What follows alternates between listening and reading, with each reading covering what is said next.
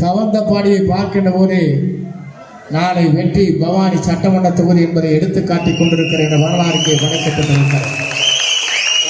நான் எதற்காக இதை சொல்கிறேன் என்று சொன்னால் 1972 என்னுடைய பயணத்தை துவங்கினேன். 77 சட்டமன்ற உறுப்பினராக 26 வயதிலே முதலில் போட்டியிட்டு புரட்சித் தலைவர் அவர்களை பார்த்து எல்லோரும் சொன்னார்கள், சினிமா படத்தை போல 100 நாள் தான் அது ஓடும் என்றார். ஆனால் அவர் உயிருள்ளவரை அவர்தான் தமிழ்நாட்டின் நிரந்தர முதலமைச்சர், வரலாற்றை படைத்த தலைவர் தான் புரட்சித் தலைவர் எம்ஜிஆர். அதற்கு பிறகு அம்மா அவர் பொறுப்பேற்றார்கள். அவர் இருக்கும் வரை இந்த இயக்கத்தை எவராலும் அசைக்க முடியவில்லை. ஆனால் இன்றைய நிலையில் நாளை தமிழகத்தை ஆளப்போகிறேன், எதிர்கால தமிழகத்தை உருவாக்கப் போகிறேன், எதிர்கால தமிழகத்தின் நம்பிக்கைக்குரியவராக அயல்நாட்டிலே வாழ்ந்து கொண்டிருக்கிற தமிழர் அத்தனை பேருக்கும் உறுதுணையாக நிற்கக்கூடிய ஒரே தலைவர் நம்முடைய வெற்றி கழகத்துடைய தலைவர் புரட்சி தலைவர் என்பதை நாம் இன்றைக்கு எண்ணி பார்க்கிறோம். அதைத்தான் இங்கே இருக்கிற நண்பர்கள் சொன்னார்கள். எனக்கு முன்னாலே உரையாற்றிய அத்தனை பேரும் நானை குறிப்பிடுவதற்கு காரணம் அவரிடத்திலே நெருங்கிப்படுகிற நேரம். அப்போது அவரிடத்திலே சில பேர் சொன்னார்கள், நீங்கள் அவரிடத்திலே கழகத்திலே இணைத்துக் கொள்ளவில்லை என்று சொன்னார்கள். நான் நினைத்ததற்கு பிறகுதான் எனக்கே 20 வயது குறைந்திருக்கிறது என்பதை நான் நேரத்தில் தெரிவித்துக் கொள்கிறேன். சொன்னால் அவ்வளவு துன்பத்தோடும் துயரத்தோடும் அந்த இயக்கத்தில் நான் பணியாற்றினேன். ஏனை சொல்கிறேன் என்று சொன்னால் 50 ஆண்டு கால வரலாற்றுக்கு பிறகு என்னை தூக்கி எறிகிற போது தூக்கி பிடித்து எனக்கு பொறுப்பை அளித்திருப்பவர் நம்முடைய வெற்றி கழகத்துடைய தலைவர், நம்முடைய வெற்றி தலைவர் என்பதை நான் எண்ணி பார்க்கிறேன். ஆகவேதான் அவருக்காக என்னுடைய உடலிலே ஓடுகிற ஒவ்வொரு ரத்தத்தையும் அதற்காக நான் சிந்துவேன்.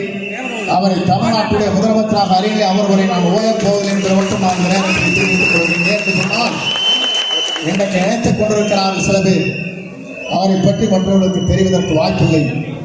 நான் நேற்றைய தினம் ஒரு தொலைக்காட்சியிலே பேசுகிற போது துபாயிலே இருந்து நண்பர்கள் பேசினார்கள்.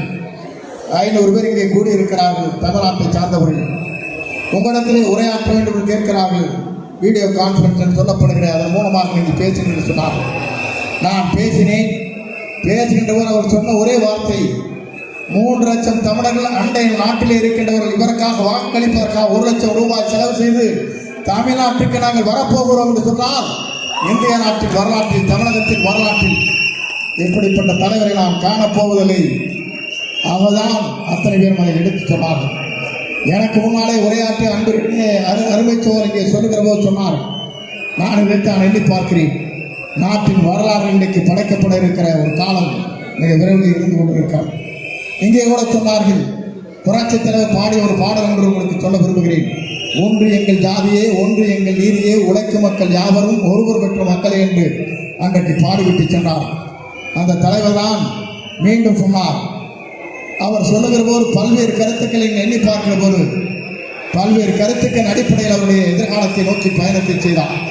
அந்த பயணத்தின் அடிப்படையில் தான் இன்றைக்கு புதிய தலைவராக எதிர்கால தமிழகத்தை ஆளப்போகிற, இந்தியாவை வியக்கக்கூடிய ஒரு ஆற்றலை உருவாக்கக்கூடிய சக்தி வாய்ந்த தலைவராக நம்முடைய புரட்சி தலைவர் நம்முடைய வழியிலே வந்திருக்கிற புரட்சி இன்றைக்கு சொல்லப்படுகிற தமிழக வெற்றி கழகத்துடைய புரட்சி தலைவர் தான் நம்மை ஆளப்போகிறார் என்ற வரலாற்றை நாம் படைக்கப் போகிறோம். என்று சொன்னால் புரட்சி தலைவர், புரட்சி தலைவர் அம்மா, புரட்சி தலைவி வெற்றி கழகத்துடைய தலைவர் தளபதி என்பதை நான் இந்த நேரத்தில் சுட்டிக்காட்ட விரும்புகிறேன். என்று சொன்னால் அப்படிப்பட்ட தலைமை நம்முடைய வாழ்க்கையில் உருவாக இருக்கிறது.